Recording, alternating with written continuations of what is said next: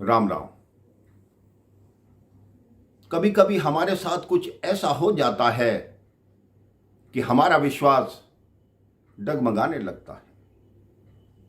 अगर हमारा विश्वास डगमगा रहा है तो सोचिए आपके मन में ईश्वर के प्रति उतनी पक्की भक्ति नहीं है, क्योंकि ईश्वर जो भी करते हैं सदैव आपके लिए अच्छा ही करते हैं। एक बहुत बड़े सेठ थे, उनकी कई मिलें थी, करोड़ों रुपए के मालिक थे, भगवान के अच्छे भक्त थे, सुबह शाम भगवान की पूजा किया करते थे, भगवान पर भरोसा किया करते थे।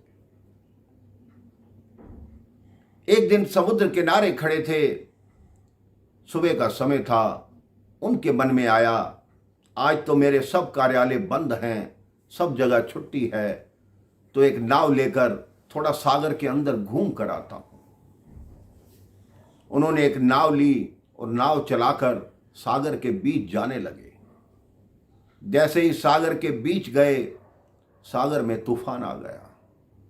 उनकी नाव डगमगाने लगी, उसमें पानी भरने लगा। बड़ी मुश्किल से उन्होंने जो जान बचाने वाली जैकेट होती है वो पहनी, नाव पलट गई और वो तैरने लगे। भगवान की कृपा से 1-2 घंटे तैरने के बाद उनको एक टापू दिखाई दिया।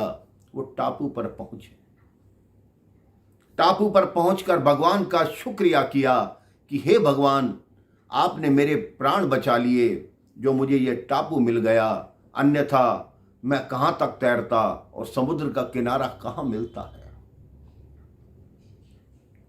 अब दोपहर बाद हो गई थी, उनको भूख लगने लगी। उस टापू पर घूम कर देखा, फल लगे हुए थे, फल खाए, फिर भगवान का शुक्रिया किया।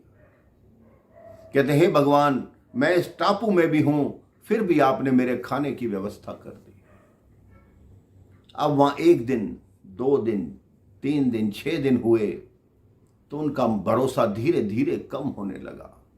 रोज कहते हे भगवान, किसी को भेज दो जो मेरे प्राण बचाए, जो मेरे को यहां से ले जाए, नहीं तो यहां मैं मर जाऊंगा, कोई किसी को पता भी नहीं चलेगा। 9-10 दिन हो गए। उन्होंने सोचा अब ऐसा करूं, रहने के लिए एक झोपड़ी तो बनाऊं। उन्होंने जंगल से लकड़ियां इकट्ठी की, बड़े बड़े पत्ते इकट्ठे किए और एक झोपड़ी का निर्माण करने लगे। 3 दिन में वो झोपड़ी बन गई।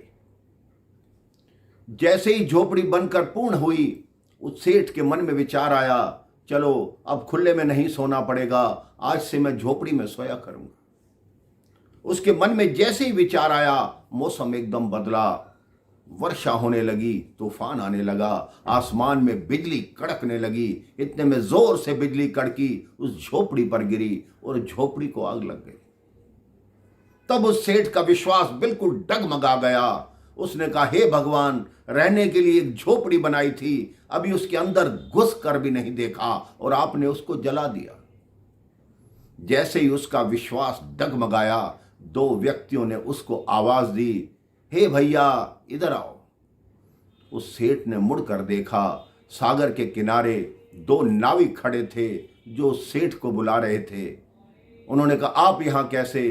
तब उन 2 नाविकों ने कहा, आपने अपनी जब झोपड़ी में आग लगाई तब हमें ज्ञात हुआ कि इस टापू पर कोई न कोई फंसा हुआ है। उस झोपड़ी में आग लगी देखकर हम आपके पास आपको वापस लेने आए हैं। तब उसने परमात्मा से क्षमा मांगी कि हे भगवान, मेरा भरोसा टूट गया था। मैंने यह सोचा कि आपने मेरे साथ गलत किया, लेकिन आपने मेरी झोपड़ी को आग लगाकर मुझे बचाने का संकेत इन 2 व्यक्तियों को दिया। मैं अपने किए की क्षमा मांगता हूं और सदैव आपकी सत्ता पर भरोसा करूंगा।